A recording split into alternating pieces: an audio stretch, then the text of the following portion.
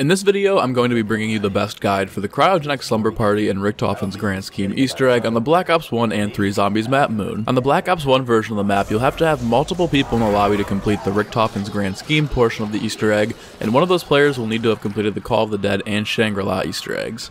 On the Black Ops 3 version, you'll be able to complete it solo. The Gobblegum I would recommend running are Immolation Liquidation and Raindrops for the fire sales, because you'll need to have the Zap Gun dual wields, the Gersh device, and the QEDs for different steps of this Easter egg. Keep in mind that the faster you get these weapons, the faster you'll be able to complete the Easter egg, so don't wait until round 15 to start pulling the box. For Prek-a-Colas, you're really only going to need Juggernog, which can be acquired from Area 51. All the other perks are just luxuries in this Easter egg. For the first step, you're going to need to turn on the power, which can be found right in front of the MPD. The next step is going to require you to head back to the receiving bay area, and by the edge of the cliff, you'll notice a set of 4 computer screens flashing different colors. From left to right, the colors for each computer are red, green, blue, and yellow. Your job is to play a game of Simon Says with the computer by repeating the sequence until all of the computers flash green, indicating the completion of that step. Now make your way to the laboratories and look for the hacker device, which can be spawned in one of 6 different locations. The hacker can be found on the first floor on the bookcase to the right when you walk into the lab, on the first floor on the bookcase right before the stairs to the second floor, on the second floor electrical box at the top of the stairs from the first floor,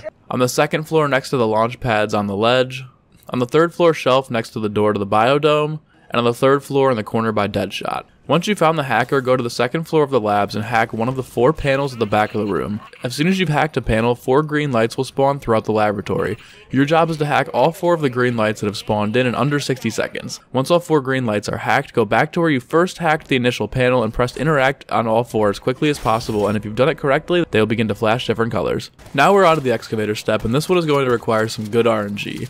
There are 3 different excavators outside of the map that will randomly turn on and excavate either Tunnel 6, Tunnel 11, or the biodome throughout the game. We want Excavator Pi to dig Tunnel 6. If you don't get Tunnel 6 to dig first, do not stop the other excavators from digging until Excavator Pi turns on.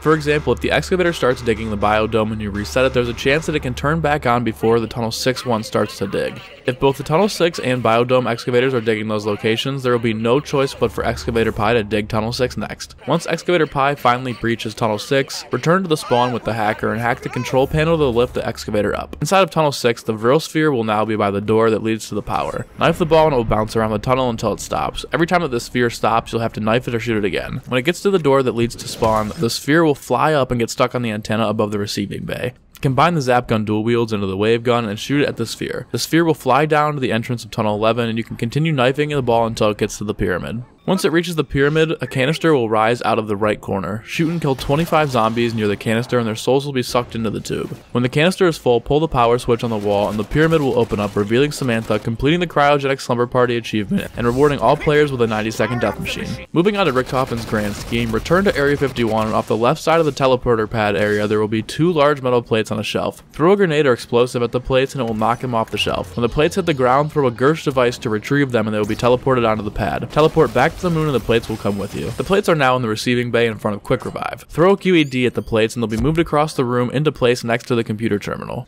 Before you can use the terminal, you'll have to find a wire to connect the plates to the terminal. The wire can be found next to the barrier by the buttons you hacked in the lab, next to the jump pad in the laboratory, at the top of the stairs that lead to the 3rd floor of the laboratory, on the bottom of the cabinet shelf next to the door that leads to the biodome, on the surface of the moon next to the equipment by the entrance to the lab, next to the canisters on the 1st floor of the lab, on the table in the middle of the 3rd floor laboratory, and on the floor in front of the Deadshot machine. Once you've found the wire, you can place it in between the plates in the computer terminal, and whoever is Richtofen will have to insert the Vril device in between the plates. Continually spam interact on the keyboard and some dialogue between Maxis and Richtofen will play. Keep pressing interact until the computer turns green and the Vril device begins to glow, and pick it up. Pick the Vril device and interact with the front of the pyramid. 4 glass canisters will now rise out of each corner of the pyramid.